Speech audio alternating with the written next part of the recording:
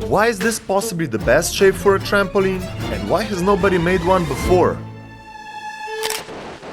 Trampolines have been around forever. Maybe not forever, but it's been nearly 100 years since they were invented. In that time, both gear and athletes have upped the game to the point nobody thought was possible. For perspective, current record for height is astounding 17 meters, and the number of most flips done in a single jump is 9. 9! But one thing that remained constant over the years of development was very few different shapes. There exist three main ones. Round shape, which is usually the safest and became a standard for a regular kid's garden trampoline.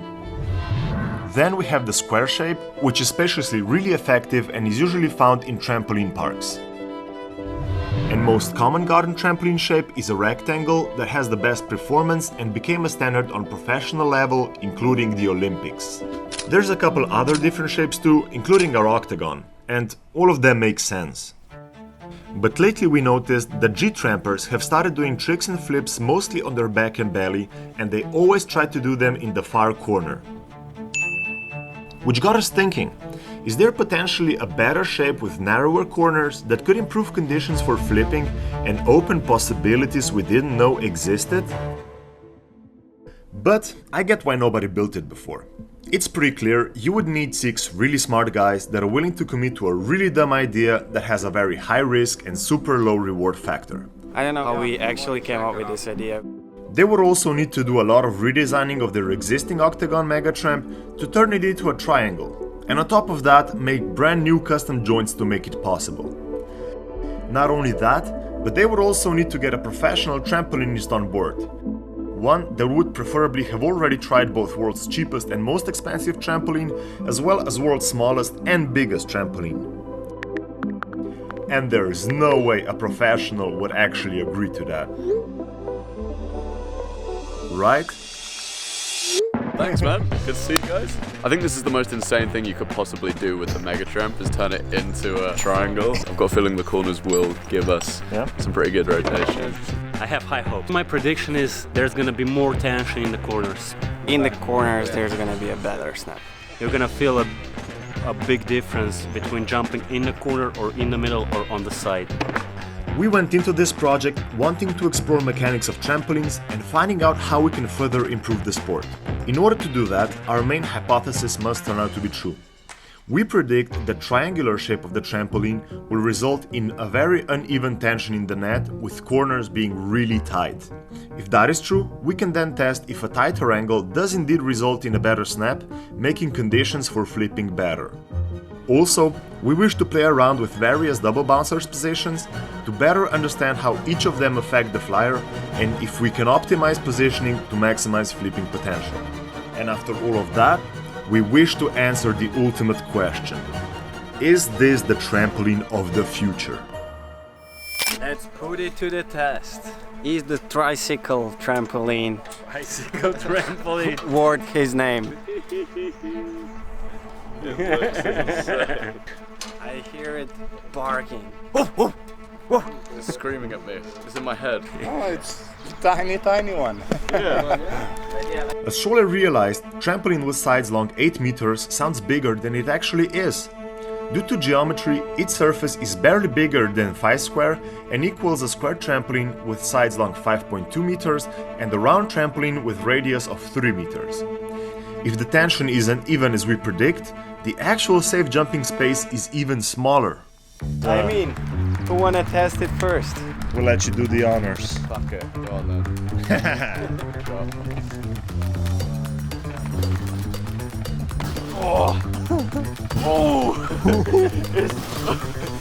It's definitely different. Put it that way.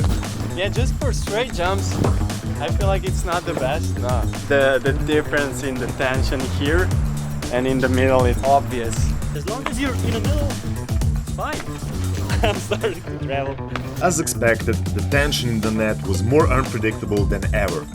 In the middle of the trampoline is a small zone that provides steady and stable bounce, but as soon as you get off center, net gets crazily tense. It was obvious that solo jumping is not an option, so we decided to try with double bouncing instead. And now we're ready to do double bounce. With double bouncing, we quickly started reaching some decent heights. That was mad! But also, traveling really started to show as well. So I felt the travel, that I was hitting really flat, then I still felt the travel quite a lot. Yeah, So- I saw that too. After a bit more double bouncing, we realized that switching up double bouncer positions might help solve this issue. But we'll get to that a bit later in the video. Another problem started to show, but it was kind of what we were expecting and actually hoping to happen. The rotation was too much to handle. Yeah, seriously, the rotation was too much, I couldn't keep control. Yes, the rotation. The reason why we actually built this. As established before, we were hoping to achieve this uneven bounce that is clearly not good for solo jumping or actually even high double bounces. But it does give you crazy snap in the corner, and here is how it works. Nowadays, Kaboom is one of the main techniques for doing flips on a trampoline. The way it works is you jump on your back so that your heels hit the trampoline a bit after you land on it, which causes you to turn into a flip. What we noticed is that everybody does kabooms with their heads in the corner. On a mechanical level, this is quite a complex phenomenon to explain, so if we get it wrong, feel free to correct us in the comments. But this is the way we understand it. For best snap, you want to have as much tension and force built up behind you. The closer you are to as many springs as possible, the greater the tension around your body, which gives you better snap at kabooms. That is the reason why corners are better. At least that's what we think, and Ernest is about to put it to the test. So if you do a test in the corner and on the side. Let's do a triple kaboom here and a triple kaboom there. Oh, okay.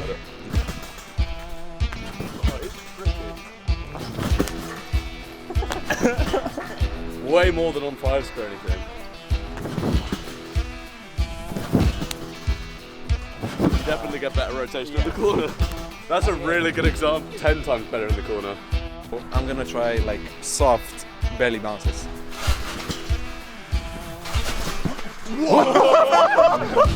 Green decided to do zags, which are basically the same as kabooms that Ernest did, only that you do them on your belly.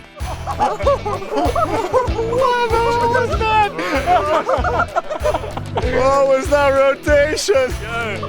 What's the record on zags? Five. We might be onto something, right? We might just be. We actually managed to confirm that narrower angle is indeed better for flips, which is honestly a big breakthrough. Now, we just want to test various double bouncer positions in order to see if we can optimize that as well, and that way maximize flipping potential, which would possibly open doors for new records in the future. And we're gonna start with just one double bouncer and different positions. I'm gonna be the first double bouncer. With only one double bouncer, we will try to figure out what is the difference if he's placed in front of the flyer or if he's behind him. I thought he was gonna neck. I wanna see if I change the position of double bouncer to go in the deep corner behind you for kabooms. We noticed that often G-trampers have a bouncer in the back, and we suspect it has something to do with the snap. No, but I do get more snap. You do get more snap? I get more snap. And it also pushes me more frontwards. So one thing became clear. Bouncer in the front adds more height and prevents you drifting towards the center of the trampoline, while a bouncer behind you gives you more snap, but pushes you away from the corner. I think I've reached my limit with double bouncing. I need another one. Let's get to DB again. With two double bouncers, we could instantly see Ernest getting more height, but we'll be able to experiment better once we add more of them. Can we try 3 double bouncers? With 3 double bouncers, we could start to see that with 2 in the front and 1 in the back, Ernest was slowly drifting forward. Kill. That felt good. You went high really fast. I was hitting really flat, then I still felt the travel quite a lot. Yeah, So- I saw that too. 3 at the front very well could be the move. Yeah, we'll go 4 bounces. I'll try to stay even further back somehow, I guess. Now, with 3 double bouncers in front, Ernest managed to get more height and drift a bit less forward, But we still couldn't stop it entirely, as tension in the corner was too much. So hard to stay here. I feel like the trampoline is really sensitive for like tiny mistakes. Oh yeah, definitely. Now, with so much testing done, there was really only one thing left to do. It's time to see how many double bouncers we can put on, how far we can safely push the trampoline, and finally answer the question: is this the trampoline of the future?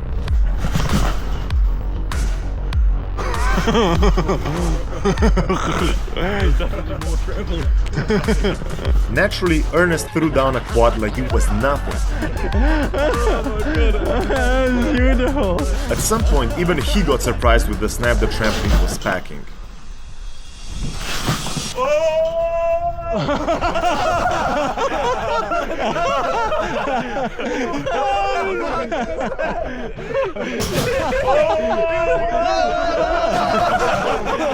And we witnessed what was probably the greatest achievement of them all. Šolar did his first ever kaboom. The height was obviously not as big as on our octagon, but damn, it was still really high. Oh, nice. Throughout the day, we actually learned a lot. But what exactly can we take away from all of this? And in which direction should we take it even further? Yeah, hypothesis correct. The snap is perfect on this trampoline. It needs to be bigger. Simple as that. It needs to be bigger. And then we can get some absolutely insane tricks on it.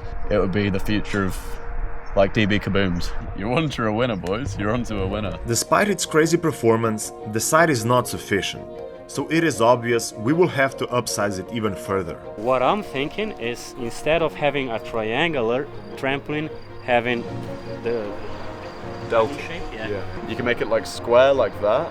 Yeah, diamond shape with Different shapes are possible, so. So, is it possible that some other weird unconventional shape would be even better? Which one do you think might outperform the triangle? What we really found out with unlocking the doors of a triangular trampoline is that behind it lie many more that are just waiting to be opened.